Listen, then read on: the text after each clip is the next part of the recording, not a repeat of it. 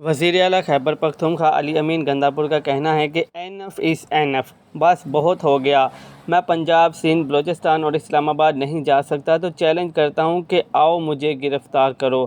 تفصیلات کے مطابق بدھ کے روز پشاور میں بار کونسل ایسوسی ایشن کی تقریب سے خطاب کرتے ہوئے علی امین گنداپور نے کہا کہ اگر آپ یہ کام شروع کر رہے ہیں، میں پنجاب، سندھ، بلوچستان اور اسلام آباد نہیں جا سکتا تو چیلنج کرتا ہوں کہ آؤ مجھے گرفتار کرو۔ اینف از اینف، بس بہت ہو گیا۔ غلط پالیسیوں والوں سے کہتا ہوں کہ رحم کرو۔ جن کی پالیسیوں سے نقصان ہو رہا ہے ان کا نام لے کر نشاندہی کریں۔ 6 ماہ کا ایک صوبہ کا وزیر اعلیٰ کہہ رہا ہے کہ میری وہاں IMF درج ہے، یہاں میں موجود نہیں، لیکن کان پہ جوں تک نہیں رینگ رہی۔ میں للکاروں تو برداشت نہیں ہوتا۔ میں تمہارے باپ کا نوکر ہوں کیا؟ میں پاکستان کا شہری ہوں، آزاد انسان ہوں۔ جواب نہیں دو گے تو پوچھوں گا۔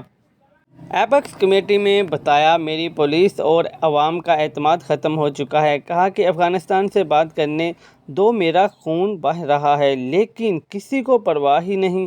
آج اعلان کرتا ہوں میں خود افغانستان وفد بھیجوں گا، بات کروں گا۔ تم اپنی پالیسی اپنے گھر رکھو، اپنے صوبے کے عوام کی زندگیاں بچانا میرا فرض ہے۔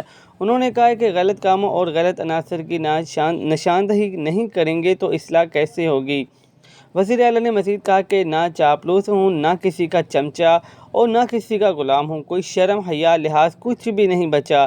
جتنا ظرف اور جتنا کچھ میں نے دل میں رکھا ہوا ہے، حلفیہ کہتا ہوں وہ بانی PTI کو بھی نہیں بتایا، کیونکہ میں نہیں چاہتا کہ بانی PTI کے دل میں نفرت پیدا ہو۔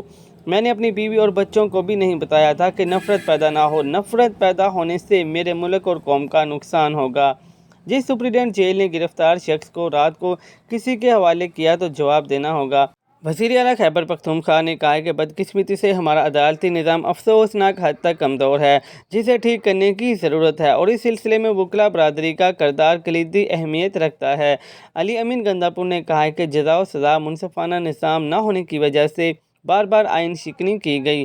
قانون کی حقیقی حکمرانی کے بغیر ہم آگے نہیں بڑھ سکتے۔ دین اسلام نے ہمیں ایک واضح راستہ اور جزا و سزا کا لاہ عمل بتایا ہے۔ لاہ عمل کی پاسداری کے ذریعے انصاف پر مبنی معاشرے کا قیام ممکن ہے۔ انہوں نے کہا کہ ہمارا دین ہمیں سچ بولنے، حق بات کرنے پر قائم رہنے اور ظلم کے خلاف آواز اٹھانے کا درس دیتا ہے۔ ہم نے ذاتی مفادات اور سیاسی وابستگی سے بالاتر ہو کر قانون کی حکمرانی کے لیے جدوجہد جاری رکھنی ہے۔ مزید نیوز اپڈیٹس کے لیے چینل کو سبسکرائب کر لیں تاکہ ہر آنے والی نئی اپڈیٹ سب سے پہلے آپ کو مل سکے۔